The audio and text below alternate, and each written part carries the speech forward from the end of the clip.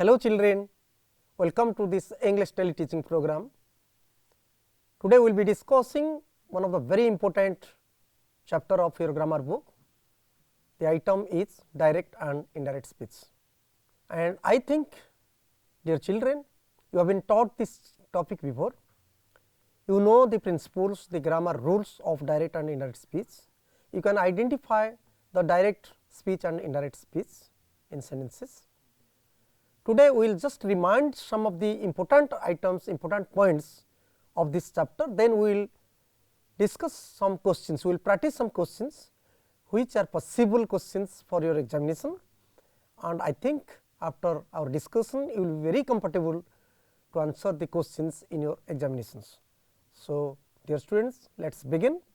Let us remind different important things of this chapter, direct and indirect speech. So, you just see in on the screen I have given one sentence, and in the first slide you have seen two pictures, and basing on those pictures I have written here the sentence. The woman said to her husband, you might have seen in the picture one lady is talking to her husband, and in another side, in the left hand side, you saw the lady is talking to a boy, right. So, the woman said to her husband, I met the boy on the road today, right. So, you see the sentence is in direct speech. Why direct speech? What are the features? The first feature is the exact words used by the speaker are within the inverted comma. You just see, I met the boy on the road, you just see, right, today. The woman said to her husband the exact words the woman is saying, the exact words have been given, right. And then the verb that precedes the direct speech is called reporting verb. So, this verb, the woman said, this verb is the reported verb. This is the reported verb. You have already been taught.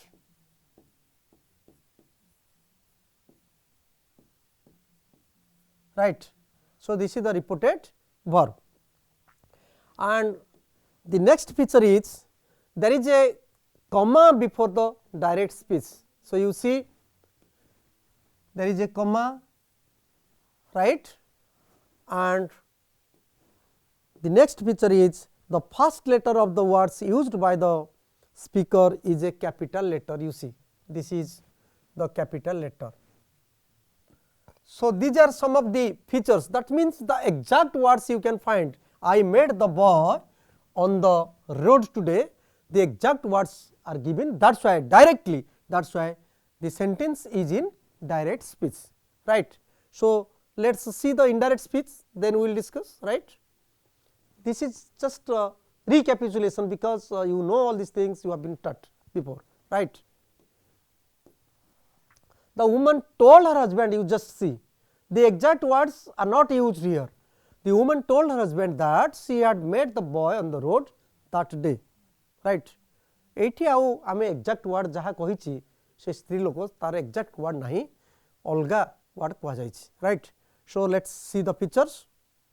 The sentence is in indirect speech because there is no comma, there is no inverted comma, there is no capital letter, only one sentence, the first letter is capital letter and the last this is punctuation mark.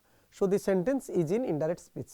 This is the formal identification. If there is no comma, there is no indirect speech, this sentence is in indirect speech, right.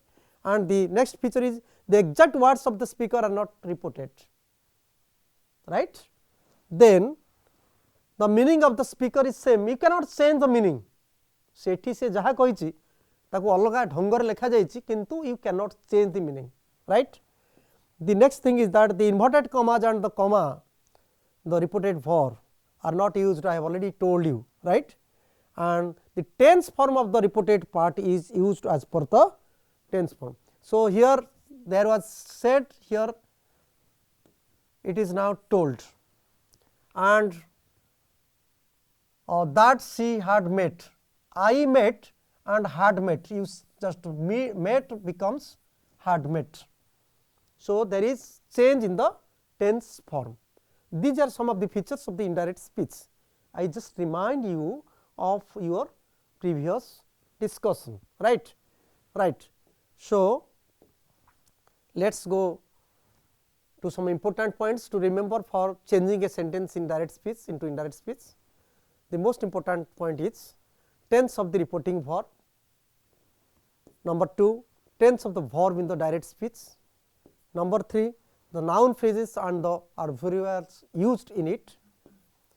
Then the tense form of the reported part is used as per the tense form of the reporting verb. You know all these things. The reporter and the time of reporting is also important.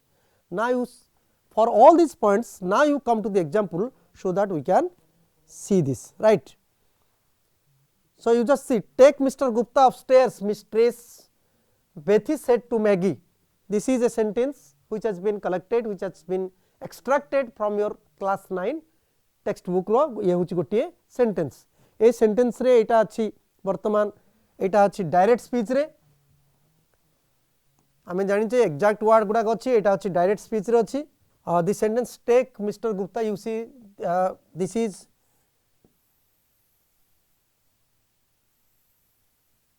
the reported part, reported speech, direct speech, and this is the reported verb, right.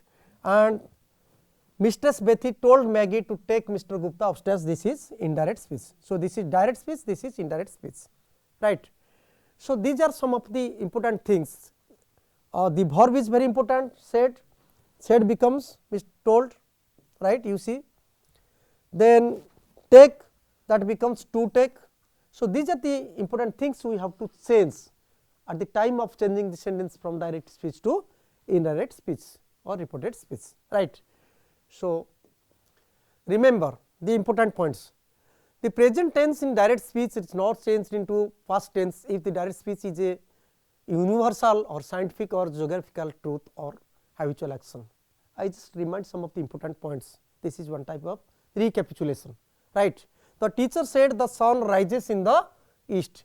This is the universal truth. The sun always rises in the east. The science teacher said water boils at 100 degrees centigrade. This is also a scientific fact, truth. So, in these two cases, there is no change, that means rises, that is rises here. So, the teacher said that the sun rises, you can use that or you cannot also, you can use that or you cannot use that, there is no problem.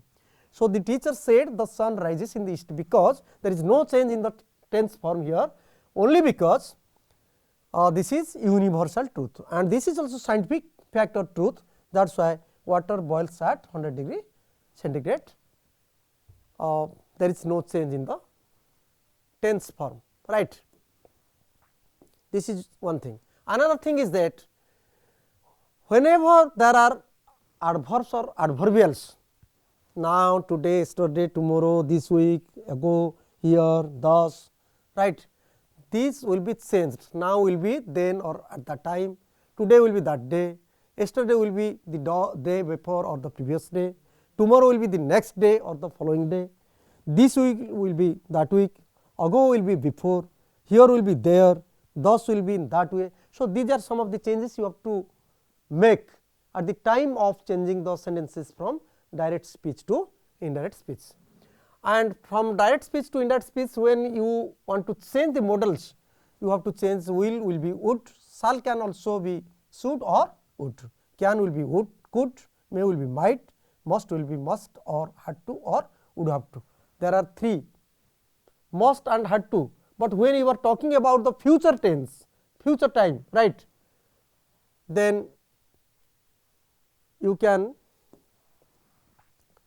use would have to, and we have examples, we can see this, right. We will be discussing the questions. Let us come to the question number 1. Mohesh said I go for a walk every morning, right. So, let us see the options. Option A, Mohesh said that he went for a walk every morning. B, Mohesh said that he was going for a walk every morning. Option C, Moise said that he has been going for a walk every morning. Option D, Moise said that he goes for a walk every morning. So, you see this is the sentence is in direct speech, the exact words are there, right. So, this is direct speech,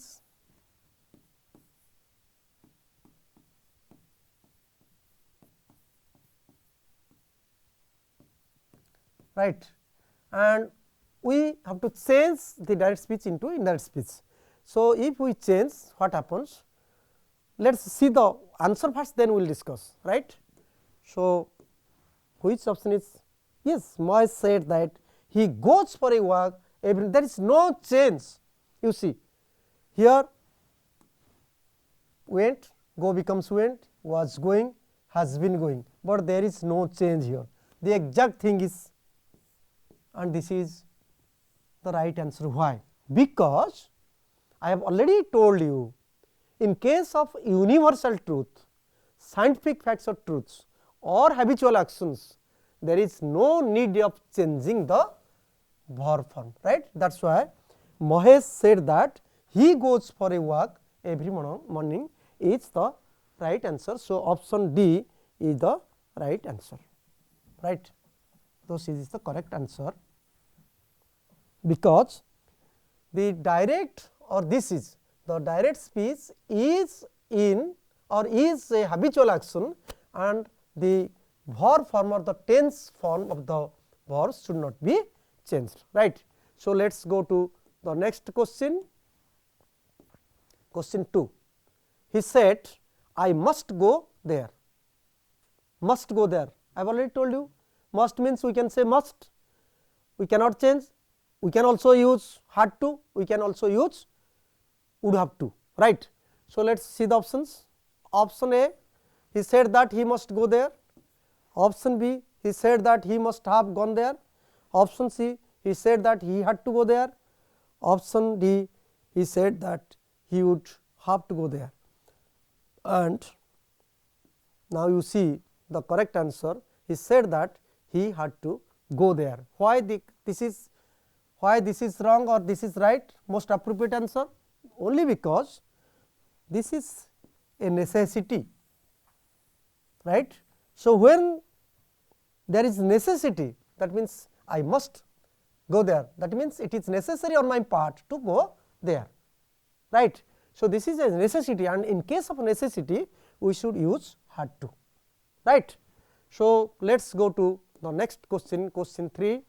Question 3, he said to me, do you know him?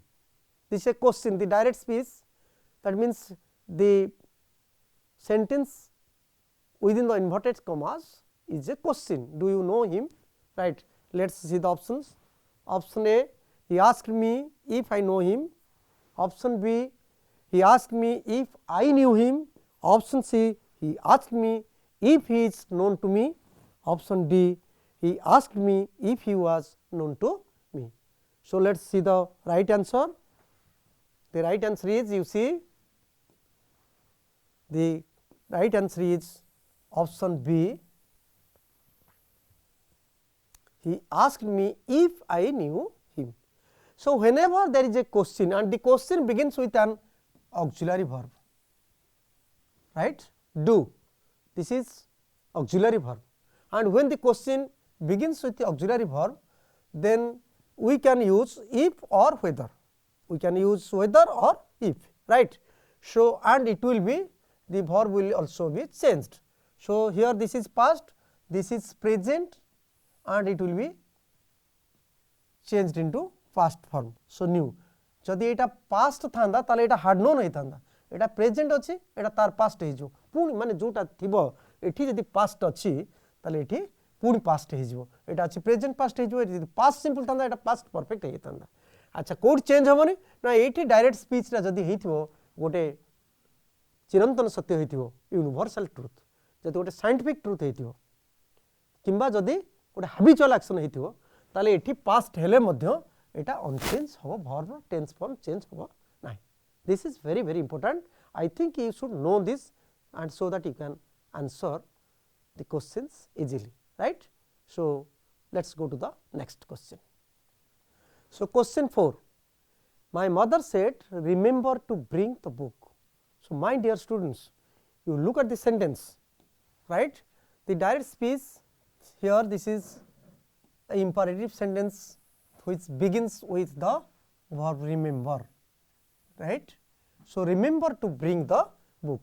Let us see the options first. Option A, my mother told to bring the book. Option B, my mother reminded about the book. Option C, my mother reminded to bring the book. Option D, my mother reminded me to bring the book, right. So, let us see the correct answer. You see the option D, the last line is the most appropriate answer. My mother reminded me to bring the book.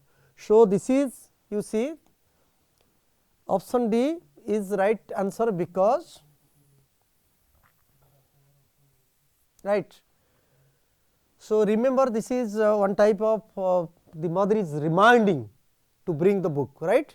The mother is reminding her son to bring the book. So, my mother reminded me to bring the book. This is the right answer. Let us go to the next question, question 5. He said good luck. Most of the time, good morning, good luck, see you, bye, good day. We use this type of sentences. We use some meeting expressions, some parting expressions when we meet others, right. When we part from others, we use some parting expressions. So, good luck, all the best, like this, right. So, let us see the options. Option A, he wished to have a good luck. Option B, he wished me good luck. Option C, he wished me for a good luck. Option D, he exclaimed for a good luck. And let us see which one is the right answer. Yes, option B is the right answer. He wished me good luck. So, this is one type of wish, good luck, all the best, best of luck, these are all good wishes, and that is why in this case we can use he wished, right, me, he wished me good luck, right. So, option B is the right answer. Again I repeat, this is one type, this is a wish, good luck, and because it is a wish, that is why we should change the reported verb. He wished, instead of in place of said, we can use this wished. So, he wished me good luck, right. This is the right answer. So, my dear children, I think you understand this, and one type one question of this type may also come in your examination. So, my dear children, let us go to the next question, right. Question number 6. Sahil said, let us go on a picnic to Maninag, right. So, you see, let us go, right. So, let us go, and first you see the options, then we will discuss whenever we have a sentence with let us go or let us do something like this beginning with let us, then how we can change the narration, how we can change the direct speech into indirect speech. So, let us go to the options. Option A, Sahil told to go on a picnic to Maninag. Option B, Sahil suggested to go on a picnic to Maninag. Option C, Sahil suggested that they will go on a picnic to Maninag. Option D, Sahil suggested they are going on a picnic to Maninag. My dear children, whenever we have suggested, suggested should not be used with to, suggested to go we cannot. Most of the people, many people, they use this type of wrong sentences. He suggested me to go. So, avoid this, do not write to. And whenever you have suggested, you can say my friend suggested we should go, or my friend suggested us going or doing this, like this, right. So, now you see which one is the right answer first, then we will discuss how option D is the right answer. So, you just see option D, Sahil suggested they are going on a picnic to Maninag. So, 2 is rejected, you see 2 told, whenever we have let we should use suggested, proposed, like this This is one type of proposal or suggestion. So, we can change the verb, this is reported verb, the reported verb should be suggested or proposed like this, right.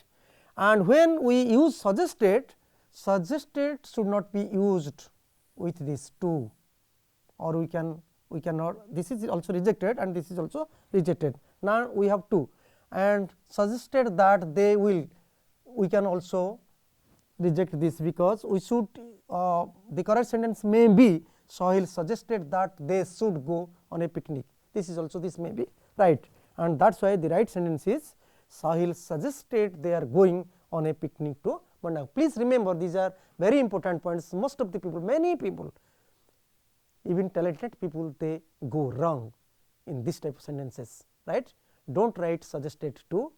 If you have suggested, then you can write suggested with should, they should, or he should, or we should, like that, or suggested us, or suggested them, or suggested they are going on a picnic, like this, right.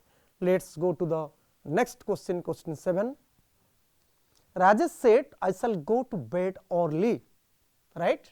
So, let us see the options. Option A, Rajesh said that he will go to bed early. Option B, Rajesh said that he should go to bed early. Option C, Rajesh said that he would go to bed early. Option D, Rajesh said that he will have to go to bed early. So, let us see the right answer. The correct answer is, you see, Rajesh said that he would go to bed early. So, why this is right answer? Let us examine. You look at this. Rajesh said, I shall. I means Rajesh said that he. So, I means Rajesh. So, he, that is right. And shall should be, we have already discussed, shall should be would or should, right. So, would go to bed early, right. That is why this is the right answer. Let us go to the next question. Question 8, he said, I like sweets, right. So, now you see the options. He said that he likes sweets. B said that he likes sweets. D, he said that he is liking sweets. D, he said that he would like sweets. And we have already discussed at the beginning, I like sweets means this is habitual, and whenever the direct speech is a habitual action, there should not be any change in the form, tense form of the verb, right. So, what happens here? Now, liked here, so this is rejected. Here is liking, rejected. Here that would like, rejected. So, only he likes, likes is the same. I becomes he and likes s should be added with like, because it agrees with he, the third person singular number. That is why he said that he likes sweets. Let us see the option, which one is the right answer. Yes, exactly. He said that he likes sweets. So, this is habitual action. So, let us go to the next question. Question 9, Lisa said I posted the letter, right. Look at the options. Option A, Lisa said that she posted the letter. Option B, Lisa said that she had posted the letter. Option C, Lisa said that she has already posted the letter. Option D, Lisa said that she had been posted the letter. I think B is the right answer. Let us see the option. Yes, Lisa said that she had posted the letter. This is the correct answer. So, my dear children, I think we discussed multiple choice type of questions of different forms, different types, and in your examination you may get this type of questions. You should be very much careful for the tense form and for changing the subject and for looking at the verb of the reported or direct speech and the reported verb. So, tense form is very important, the time is very important, and the reported verb is also very important. Looking at all these things, you have to change the direct speech from direct speech to indirect speech, right. Okay, thank you very much. See you in the next class.